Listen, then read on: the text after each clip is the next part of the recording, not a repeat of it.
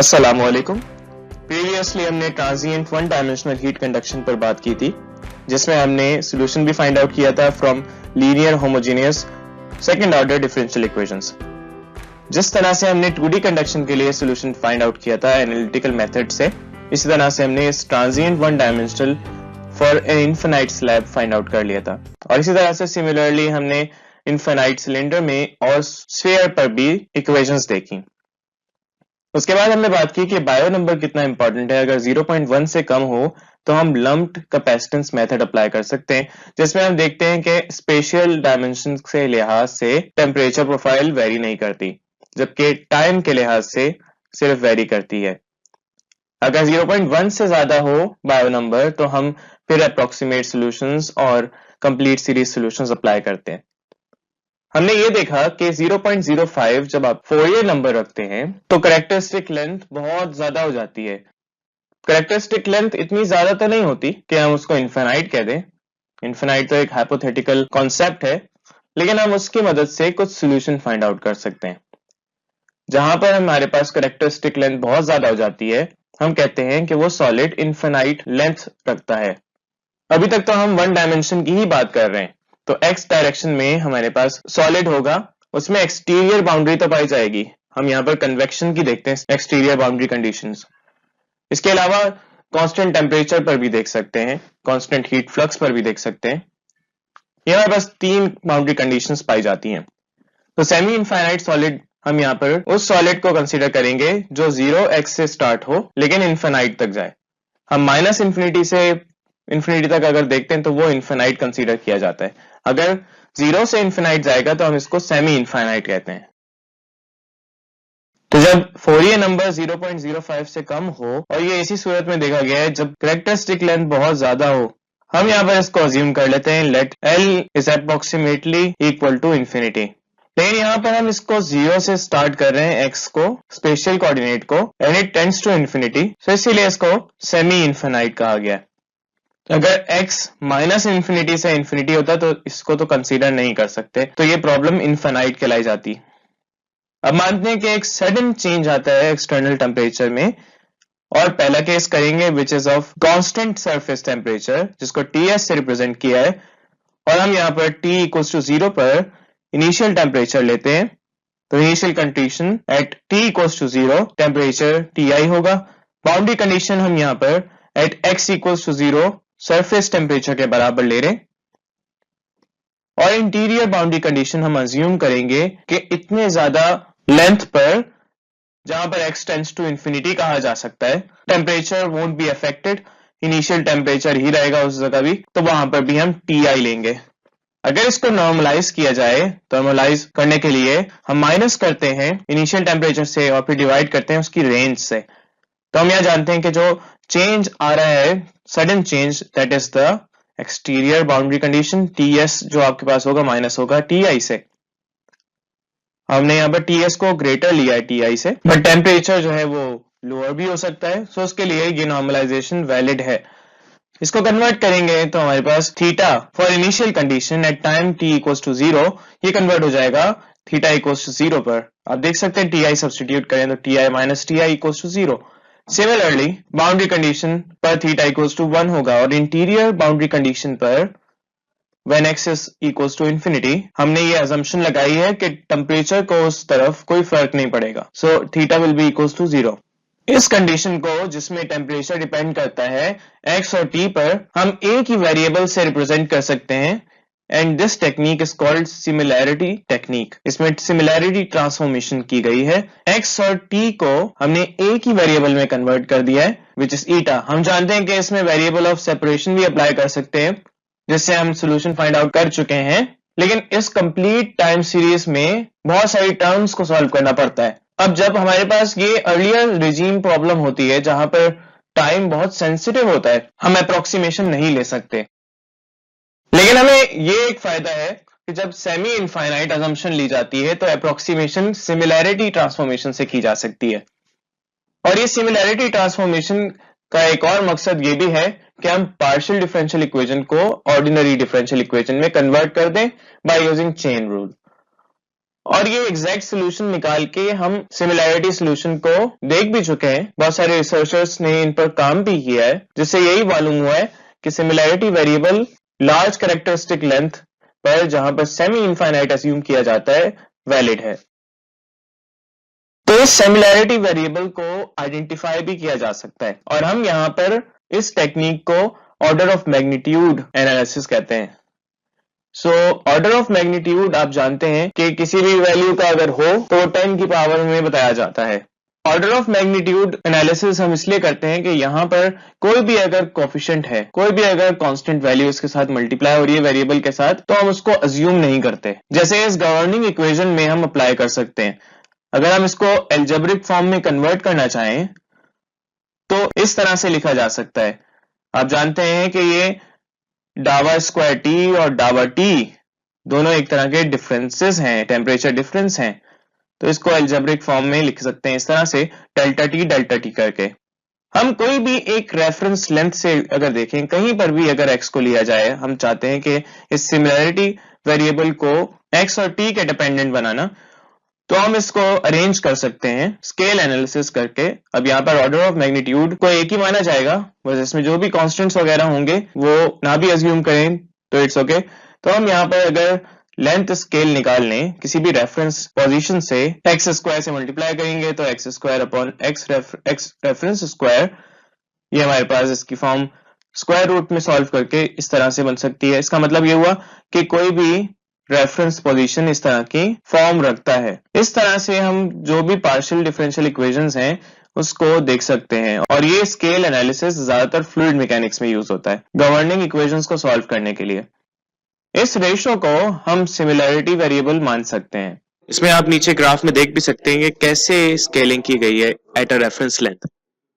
आप x के किसी भी रेफरेंस लेंथ में जाके देख सकते हैं और उसको डायमेंशन लेस बना सकते हैं कि कैसे आप उसमें सिमिलैरिटी पैरामीटर्स बना सकते हैं। इस रेशो को अगर हम देखें तो इसमें एक तो x वेरिएबल है और एक t वेरिएबल है, और इसमें ये अल्फा t जो रिप्रेजेंट कर रहा है, इसकी यूनिट अगर आप निकालना चाहें तो ये मीटर स्क्वायर रूट के अंदर मीटर से रिप्रेजेंट करेंगी और ये डिफ्यूजिव कैरेक्टरिस्टिक लेंथ कहलाई जा सकती है। हमें ये तो पता है कि रियल लेंथ क्या है, लेकिन हमें ये नहीं पता कि डिफ्यूजिव कैरेक्टरिस्टिक लेंथ के साथ और कौन सा कांस्टेंट लगा होना चाहिए। वैसे देखा गया है कि हम यहाँ √4 अल्फा टी लेते हैं, लेकिन चलिए इसको अगर हम और सॉल्व करना चाहते हैं, इसका कांस्टेंट फाइंड आउट करना चाहते हैं, तो हम मान लेते हैं कि सिमिलैरिटी पैरामीटर या similarity variable x into some function of t है, विच इज gt 1/√α t को कह सकते हैं। अगर इसको सॉल्व किया जाए तो हम चेन रूल के मुताबिक इसको सॉल्व कर सकते हैं और यहाँ पर पार्शियल डिफरेंशियल इक्वेशन को ऑर्डिनरी डिफरेंशियल इक्वेशन में कन्वर्ट कर सकते हैं। अगर partial differential equation with respect to x है, डावा थीटा अपॉन डावा x ले रहे हैं, तो इस तरह से ये कन्वर्ट की जा सकती है ऑर्डिनरी डिफरेंशियल इक्वेशन में और इसे मल्टीप्लाई हो जाएगा सिमिलैरिटी वेरिएबल का डिफरेंशियल। इसी तरह से विद रिस्पेक्ट टू टाइम भी कर सकते हैं। ये हम निकाल लें अगर, तो हम इसको सॉल्व कर सकते हैं गवर्निंग इक्वेशन के लिए। हमें पता है कि डावा ईटा अपॉन डावा x, यहाँ पर x को डिफरेंशिएट करेगा तो gt बच जाएगा, ये मल्टीप्लाई हो जाएगा यहाँ पर।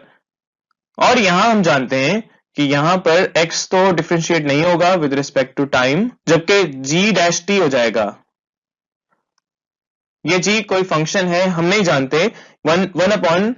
1/√ऑफ अल्फा t हमने लिया है, जो कि इक्वल तो नहीं है लेकिन प्रोपोर्शनल है, तो हम इसको एज अ फंक्शन मानेंगे और फिर हम फाइंड आउट करेंगे कि ये फंक्शन है क्या।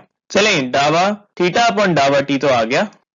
अब यहाँ पर डावा स्क्वायर थीटा अपॉन डावा x स्क्वायर अगर निकालना है तो अगेन यहाँ पर चेन रूल अप्लाई करेंगे और इसको हम सॉल्व कर सकते हैं।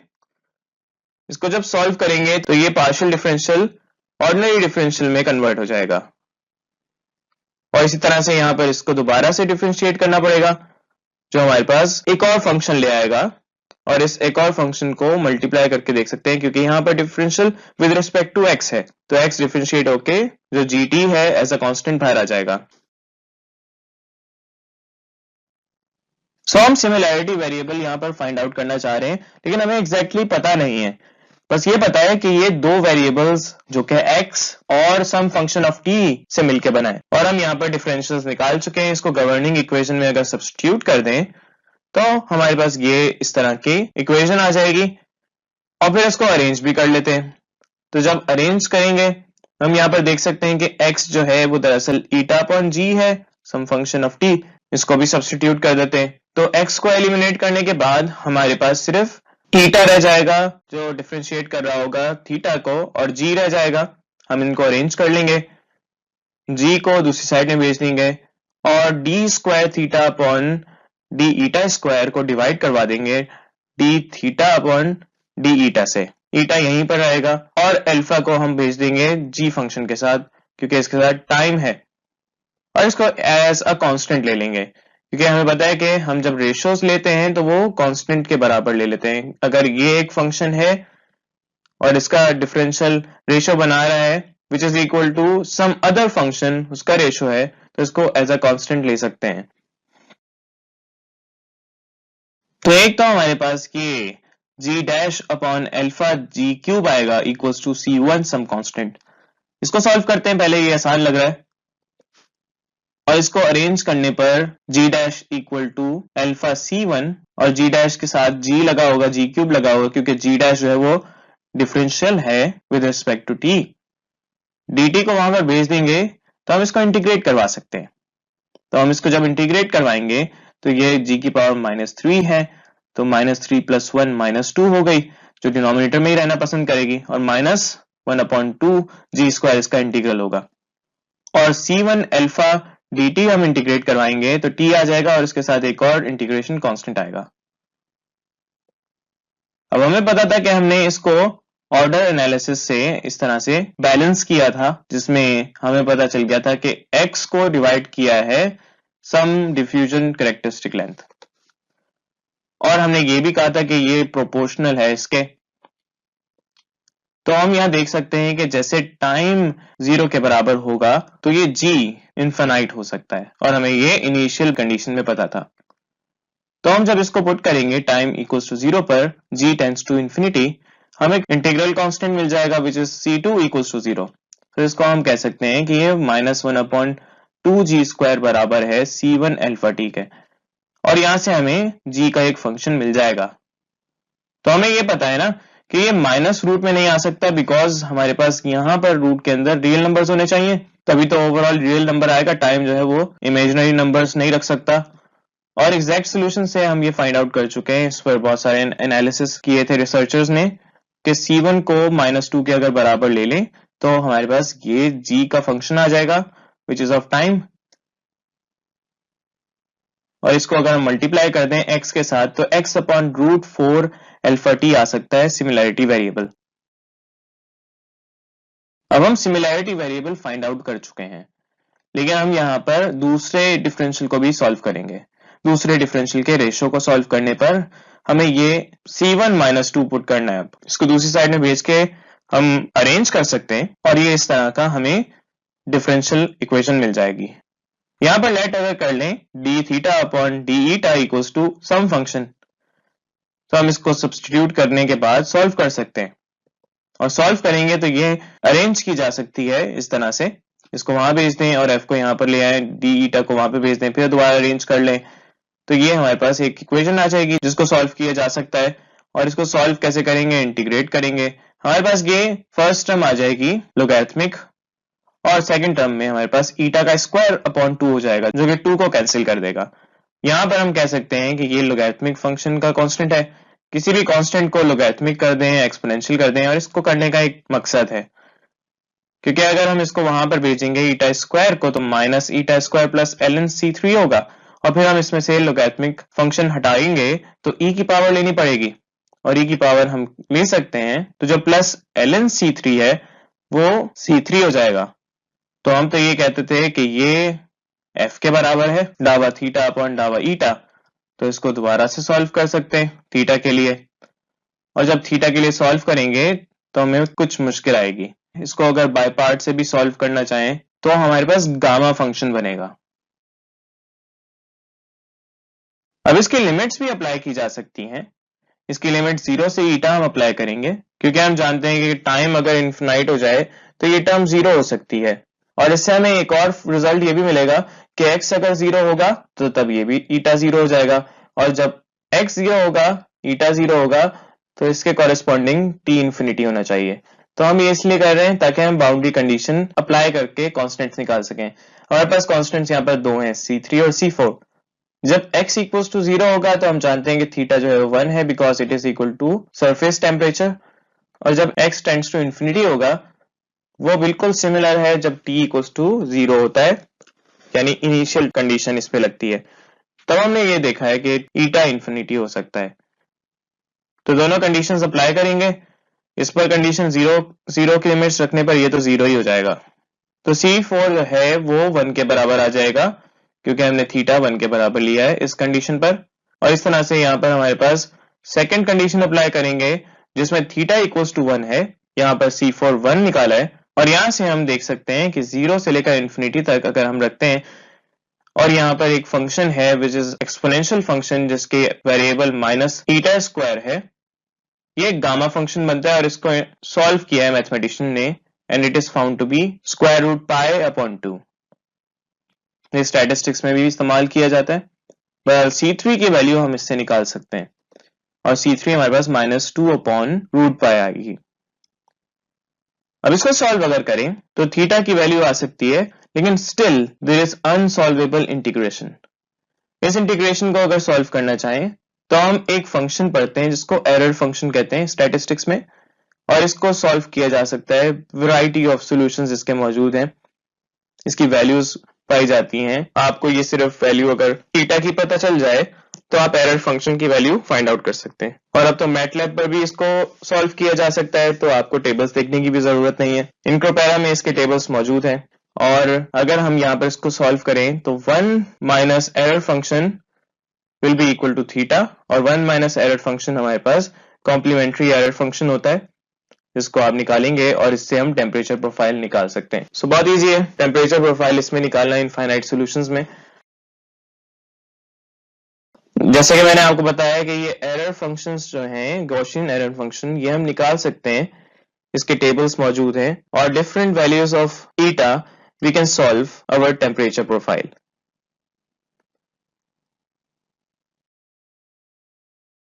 लेकिन इतना आसान नहीं है।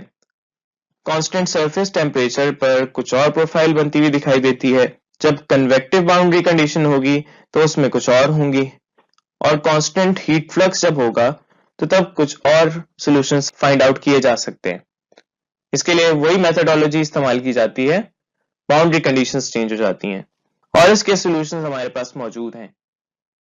हम ये भी जानते हैं कि अगर इस टेम्परेचर प्रोफाइल को निकाल लें तो हम यहाँ हीट ट्रांसफर रेट भी निकाल सकते हैं, क्योंकि हीट ट्रांसफर रेट का फॉर्मूला ही ये है कि अगर हीट फ्लक्स निकालना चाहते हैं कंडक्शन में according to Fourier law, minus K times gradient है, तो हम जब x इक्वल टू 0 लेंगे ईटा इक्वल टू 0 होगा, और इसको सॉल्व करके हम निकाल सकते हैं। कांस्टेंट हीट फ्लक्स की मौजूदगी में हमारे पास एरर फंक्शन एक्सपेंड हो जाएगा और इसमें इंटीग्रेशन होगी। इसकी बाउंड्री कंडीशन बढ़ने की वजह से एरर फंक्शन के साथ साथ एक्सपोनेंशियल फंक्शन भी सॉल्व की जाएगी, और हमारे पास फॉर्मूला चेंज हो जाएगा। इसी तरह से कन्वेक्टिव बाउंड्री कंडीशंस में डिफरेंट सॉल्यूशन आता है। अब हमारे पास कंप्लीट सॉल्यूशन है कि अगर हम ट्रांजिएंट हीट कंडक्शन अप्लाई करना चाहते हैं वन डायमेंशनली, तो less than Biot number 0.1 we use lumped capacitance method. लेकिन अगर 0.1 से ज्यादा हो जाए तो हम एनालिटिकल सॉल्यूशंस पर जाते हैं, जिसमें हमारे पास फर्स्ट टर्म अप्रोक्सीमेशन की जाती है when Fourier number is greater than 0.2, जिसको हाइसलर चार्ट से भी सॉल्व कर सकते हैं। अगर फोरियर नंबर लेस देन 0.05 हो, we use semi infinite solid assumption, जो कि अर्ली रिजीम प्रॉब्लम है टाइम स्केल की। Late regime problem time scale की लम्प्ड कैपेसिटेंस मेथड है, और मिड रिजीम यानी 0.05 से लेकर 0.2 तक हम कंप्लीट सीरीज का सॉल्यूशन करते हैं। इसके लिए हमारे पास टेम्परेचर रिस्पॉन्स चार्ट मौजूद हैं जो डिफरेंट बुक्स में पाए जाते हैं।